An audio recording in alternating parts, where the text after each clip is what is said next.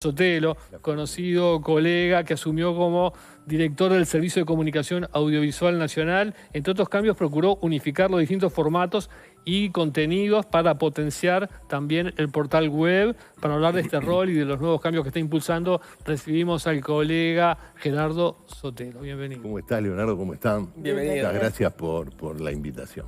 Y es comprensible el furcio, además, porque venía con la mente en delgado, que venía en un chat que estaba desde el primer bloque del programa.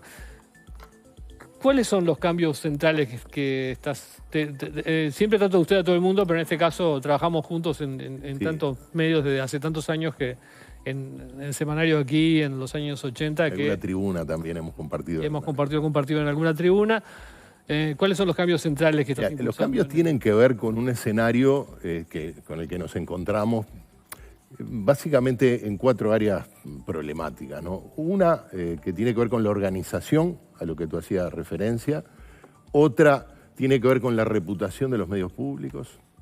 Otra con la territorialidad, fuertemente concentrados en Montevideo. Y otro con las audiencias. Finalmente todo esto tiene que funcionar de manera integrada, pero en lo relacionado con la organización, si bien la organización se la dio la Ley de Medios, que es del 2014, ya en esa consideración legal entendemos que venía con rezago con respecto a la realidad de los medios. Los medios públicos son, visto tanto desde la perspectiva institucional como de la realidad, una corporación de medios audiovisuales. Esto supone que tenés que ofrecer contenidos de radio, contenidos de televisión y también contenidos en plataformas digitales, porque allí es donde la gente está migrando de manera masiva. Esto no existía, al menos de la forma como la producción y el consumo audiovisual actual lo requerían. Esa fue una innovación que se postergó, como todas las cosas, con la pandemia, que para nosotros fue terrible.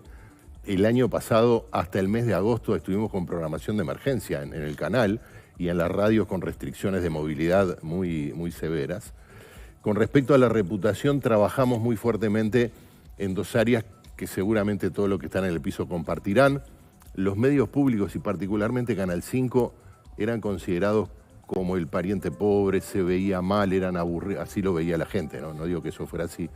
Eran aburridos y además existía siempre la sospecha que se utilizaban en beneficio del gobierno de turno. Esto es muy significativo, probablemente sea el corazón del problema. Y todo esto redundaba en problemas de audiencia.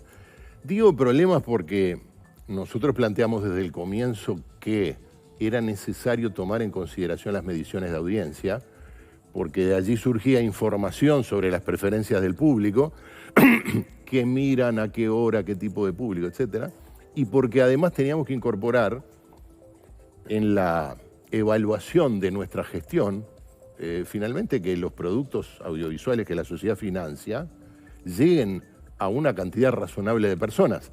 No es aceptable la autoevaluación, la evaluación de los pares o de los familiares o de los colegas sobre la calidad de nuestro trabajo como elemento primordial.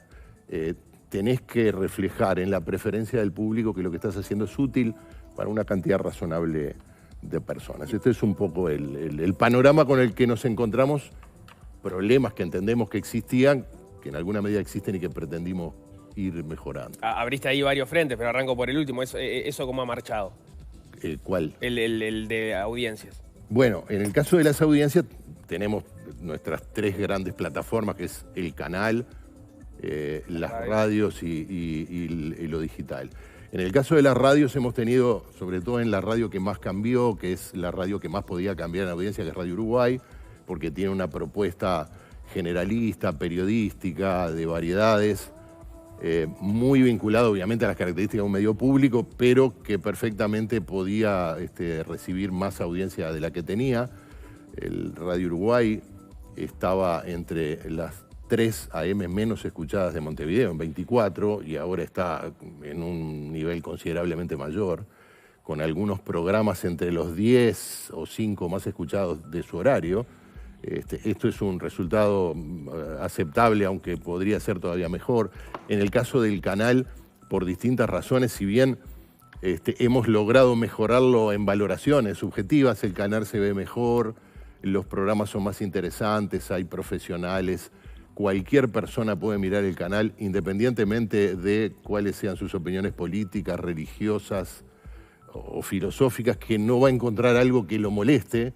En todo caso, se va a encontrar con su perspectiva del mundo cuando se toquen temas ahora o dentro de un rato o mañana. Pero allí el escenario es mucho más competitivo. Si bien hemos mejorado en términos generales, estamos lejos de lo que podría ser una aspiración razonable para un canal público, que siempre tenés restricciones con respecto a la oferta que haces que te van a rezagar con respecto a los canales comerciales, que obviamente tienen otros cometidos y otro presupuesto. ¿Qué fue lo que cambió en Radio Uruguay? Porque era una radio que tenía una alta inversión, mucha gente no sé cómo ha cambiado en la planilla de trabajo, había mucha gente que trabajaba y tenía ese magro resultado en audiencia. ¿Cuál es el diagnóstico de qué pasaba, qué se hizo? ¿Cuáles son los programas que hoy están? Mirá, en el caso específico, tenemos otras radios, pero en el caso específico de Radio Uruguay, lo que cambió fue que se hizo una programación periodística, generalista, con magazines periodísticos, informativos, con música, con transmisiones de fútbol. Pero eso lo tenía. Sí, lo tenía. Ahora lo tiene, desde nuestro punto de vista, organizado de una manera más profesional, en el sentido de que la grilla se corresponde con, o busca corresponderse con lo que son las preferencias de público y con criterios técnicos o profesionales que hacen al resultado. Vos tenés que tener a determinada hora informativos porque es lo que la gente escucha, o programas que analicen la realidad, o programas que vayan calentando el micrófono desde más temprano, y todo eso finalmente funciona mejor que una programación que puede tener buenos comunicadores, buenos periodistas, pero que está, o como estaba, organizada de una manera un poco arbitraria. Todo eso más la impronta que le hemos dado a todos nuestros medios, que hace que hoy no haya nadie en el país, ningún actor social relevante, ninguna figura pública, ninguna organización política, institucional, empresarial, sindical, que nos reproche que estamos utilizando los medios a favor del gobierno o de quien sea. Todo eso, más algunas decisiones de programación artística, le ha coadyuvado a que tengamos un mejor resultado. Contamos, tanto en las radios como en general en todo el grupo de medios públicos, con un equipo de profesionales extraordinarios. Algunos que venían de antes, otros que se incorporaron después, pero que tienen, concibiéndolo como una corporación de medios públicos, un potencial increíble. Esto es lo que a uno le, de algún modo, por un lado te mortifica, porque esto no es que lo inventamos nosotros, alguna de este elenco ya venía de antes, creo, lo hemos potenciado bastante, pero además porque tenés que operar cambios en lo organizacional, algunos de los cuales ya están en curso, para que todo esto brille más y para que vos puedas cumplir con la misión que te establece la ley de una manera más eficiente. Hubo muchos cuestionamientos cuando asumiste en tu cargo por la cantidad de despidos, ¿no?, que hubo al principio, unos 50 trabajadores. Sí. ¿Era necesario...? A ver, sí, entiendo lo que te... Técnicamente para nosotros no son despidos porque es un tipo de vínculo laboral reiterado en el tiempo, propio del personal artístico de un medio de comunicación. Tú podés contratar personal técnico durante largos periodos porque es la manera de hacer televisión, de pararse como un profesional en una cámara o en el sonido o en la edición, no tiene por qué variar entre una administración y otra o según cambia la programación. En el caso de este tipo de contratos artísticos, no son funcionarios públicos, cesan a los 2 años. Se puede hacer un nuevo contrato o no hacerlo.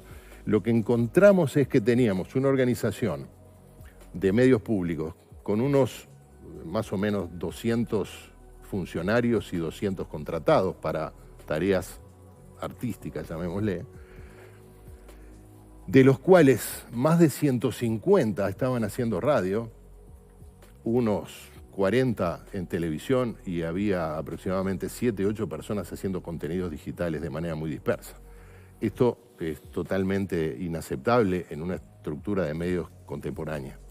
Por lo tanto, tuvimos que tomar una medida que, por cierto, no fue agradable, que para mitigar algunos impactos trabajamos con el sindicato de la radio tratando de contemplar algunas situaciones particulares y son contratos que no se perdieron, porque algunas de estas personas concursaron y hoy están trabajando en el canal o en las plataformas digitales, otras lamentablemente no. Y eso nos permitió tener hoy una asignación de recursos humanos más acorde a los tiempos que corren. Es decir, más de una veintena de personas en contenidos digitales. Hemos fortalecido sensiblemente los servicios informativos del canal y, bueno, la radio, como estábamos viendo, sobre todo Radio Uruguay, que era la que demandaba más recursos humanos, está en una consideración mucho mejor por parte de la audiencia. Esta es la explicación. Y además no son puestos de trabajo que se perdieron, sino que están en otros lugares, en algunos casos con las mismas personas, ¿no? ¿La cantidad de gente total que trabaja es la misma? Y es más o menos la misma, sí, claro. En todo sí. ¿Pero en la radio esta o en todo el sistema? No, en todo el sistema. En la radio hay menos gente, hay mejores resultados con menos gente, pero los contratos, y eso se ve por el número, por la inversión en recursos económicos que se destina, que es, nos gastamos todo el dinero que nos dan para recursos humanos, porque este tipo de producción y de empresas son altamente demandantes de recursos humanos, que son los que hacen los contenidos. Más o menos en el canal, el 75%, discúlpame, 75% de nuestros recursos están destinados a la contratación de profesionales, de personas. ¿Y el aumento se dio en el canal, en el portal? Se dio en el portal y también en el canal. Teníamos una estructura que competía entre sí. Competía el departamento de prensa de radio con el departamento de prensa del canal. Cubrían el mismo hecho con 2 vehículos, 2 choferes, un camarógrafo en un caso y un periodista y un asistente, y en el otro caso el chofer y un periodista, y después iban cada uno para su lado, uno con un registro audiovisual y otro con un registro de audio. Nos parecía que esto era realmente dilapidar los recursos, y ahora tenemos concentrados en el espacio donde estaba el informativo del canal, donde está también nuestros contenidos digitales, que es por donde hoy salen las noticias.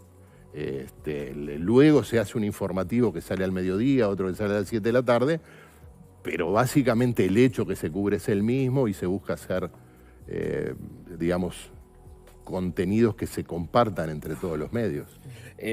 Vos señalabas al inicio que uno de los temas en los que entendías que tenías que trabajar era esa sospecha sobre los medios públicos a propósito de que obedecían a intereses o funcionaban en función del gobierno de turno.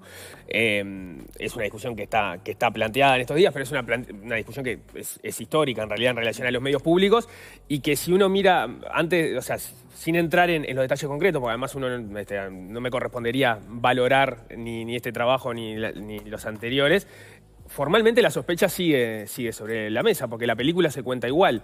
Cambia un gobierno, cambia quien dirige los medios públicos, cambian parte de la programación, la impronta del canal, los trabajadores que están allí. Entonces, o sea, esa película, hasta que no haya cambios institucionales que blinden a los medios públicos justamente de los cambios de turno, de gobierno, esa película se sigue contando de la misma manera y esa sospecha va a seguir sobre la mesa, ¿no?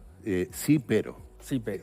En lo sustancial tenés razón. Sería muy bueno que finalmente los medios públicos tuvieran una institucionalidad que está prevista en la ley vigente y que está prevista en la ley a estudio del Parlamento. Sí. Esto es, que salgan del Poder Ejecutivo, que sus directores sean designados con mayorías especiales por el Senado, que de alguna manera reporten, rindan cuentas a la sociedad en su conjunto, pero en particular a una institución donde está representada toda la sociedad, como es el Senado.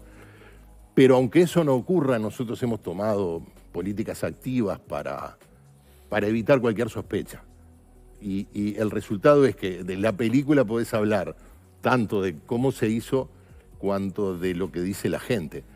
Repito, no hay un solo actor político, social, ni relevante, ni menos relevante, que nos reproche que estemos utilizando los medios públicos, que tal o cual programa, o tal o cual medio opera a favor de alguien, ni del partido de gobierno, ni de nadie.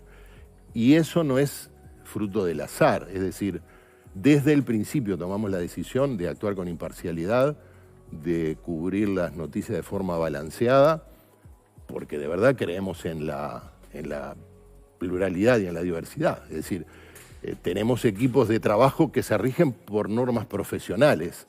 Eso permite que personas que voten eventualmente cosas distintas o que tienen distintas perspectivas sobre los temas de la agenda noticiosa, que siempre es controversial, puedan trabajar juntos. Y cualquiera que mire el informativo, que escucha, sobre todo nuestra radio periodística, podrá gustarle o no el programa, o la conductora, o el comentarista. Lo que nadie dice es, este medio está sesgado a favor de alguien, o este programa sistemáticamente tiene un sesgo, y eso es parte, además de mejorar en las cuestiones técnicas, de los avances que hemos logrado en materia de reputación. Porque ese es en definitiva el problema de fondo con los medios públicos en todo el mundo. Cuando hablamos de medios públicos, estamos hablando de democracia.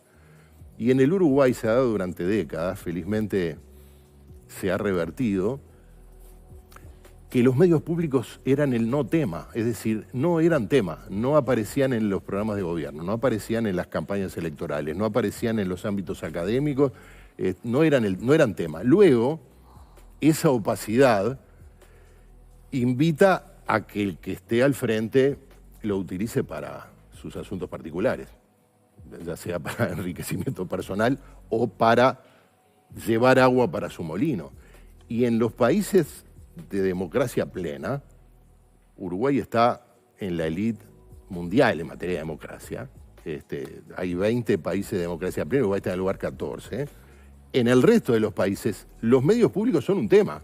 Es decir, el sistema político y la sociedad se preocupa de lo que pasa en los medios públicos, de que no tengan un sesgo a favor de este o aquel, y de cuáles son los resultados. En el Uruguay ese déficit es un déficit de la democracia. Por lo tanto, como tú bien decías, tenemos que avanzar en un ámbito institucional más fácilmente auditable y más alejado del poder, pero mientras eso no ocurra, esta administración ha tomado medidas concretas para mejorar la imparcialidad y la transparencia. Justamente en ese sentido, los trabajadores recibieron una guía de buenas prácticas periodísticas en las que se hace mucho énfasis en la imparcialidad. Somos imparciales, nuestro compromiso con la imparcialidad. Y hay un punto en el que en otros países es muy común, acá no tanto. Discúlpame. Sí. ¿Tenés el borrador de la guía que repartimos ayer? Sí. Maravilla, bárbaro. Me parece fantástico. Bueno. Periodismo. Periodismo. No, dale. Sí. Bueno, uno de los temas es el uso de las redes sociales por parte de los periodistas, en donde se plantea, por ejemplo, que las referencias en las cuentas particulares de los periodistas de expresiones sobre temas controversiales, políticos, sociales, deportivos, religiosos o similares pueden afectar negativamente la credibilidad de los medios, entonces se insta a no hacerlo. Pero vos en realidad lo hacés, ¿no? Opinás permanentemente, especialmente sobre cuestiones políticas. ¿Por qué tú sí y los trabajadores no? ¿Cuántas páginas tiene la guía? Un montón. Porque fuiste tiene como 25. al tema medular que más me compromete, lo cual... Y no vamos a estar levantando de los centros. Sí, claro. No, me parece bárbaro.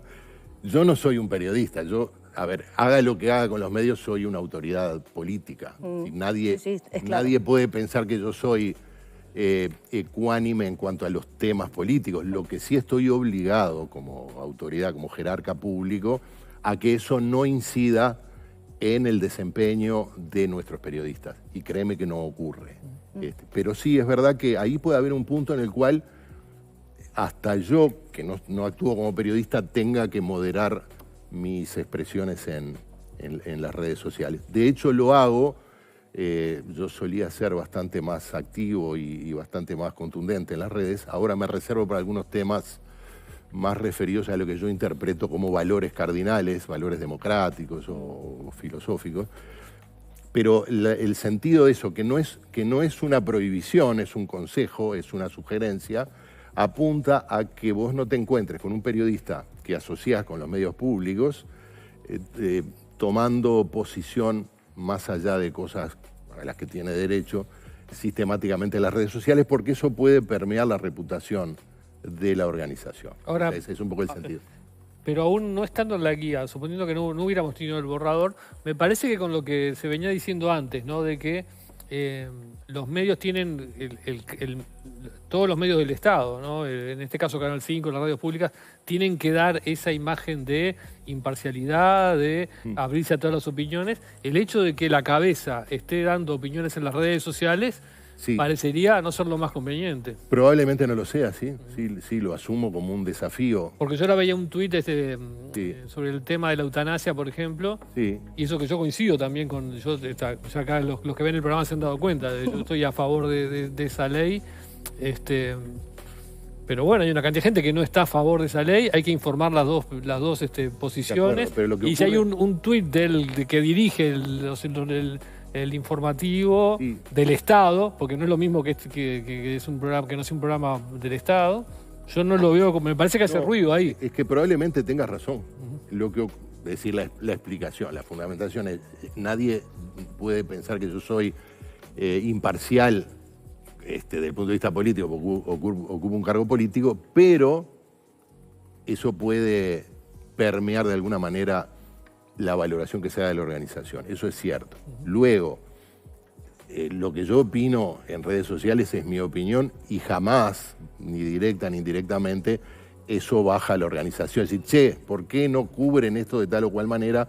¿O por qué no privilegian tal voz frente a tal otra? Porque eso coincida con mi punto de vista. Pero con respecto a la guía... Porque... Y la guía eleva todavía más, porque si está ya en una guía ya debería... No, por supuesto, claro. Pero mira que cuando la escribí lo pensé, y sigue siendo un tema que me genera dudas y que probablemente tenga que seguir modificando mi presencia en redes sociales. La guía es parte de lo que te contestaba recién sobre las políticas activas. ¿Por qué? Porque este tipo es una guía de principios, buenas prácticas y estándares de calidad. Este tipo de documentos en el mundo democrático existe desde hace 40 años. Para el Uruguay es una novedad, pero implica justamente una política activa. ¿Por qué? Porque por primera vez las autoridades, el gobierno típicamente, se impone límites que nadie le pide. Es decir, se limita la discrecionalidad a una serie de principios y de pautas de comportamiento que establecen un límite claro.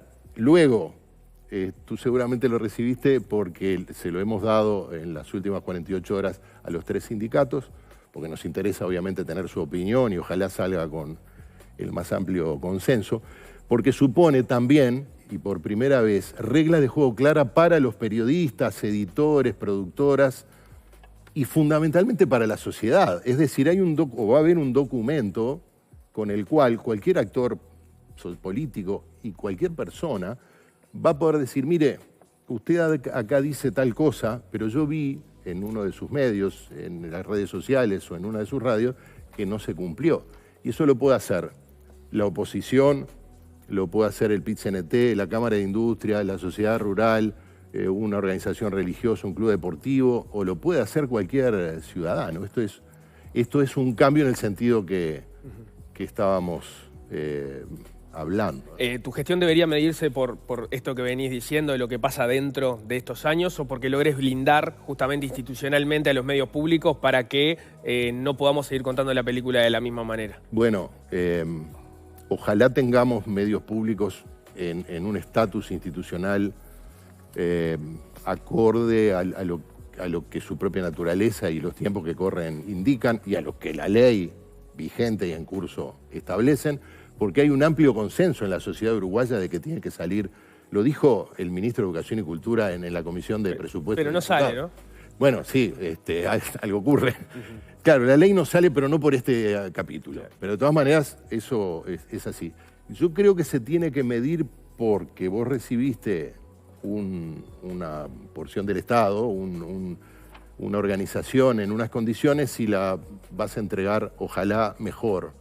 Esa es una manera de medirlo. Creo que hay que medirlo también en términos objetivos, en cantidad de público, en términos subjetivos, cuál es la reputación de la organización que entregás, pero sobre todo este tipo de acción. Para empezar, este espacio en este canal o en otros de conversación, de discusión sobre medios públicos es es absolutamente inusual si miras para atrás. Ojalá que eso no ocurra más, porque estamos hablando nada más ni nada menos que de la calidad de la democracia. Entonces, ojalá esta guía sea tema de debate. Yo considero que hay poco, porque recogemos los principios y los estándares de calidad más rigurosos y más modernos que hay en el mundo, pero que sea algo para controlarnos, porque de verdad que creemos que si se nos controla vamos a tener la oportunidad de ser mejores.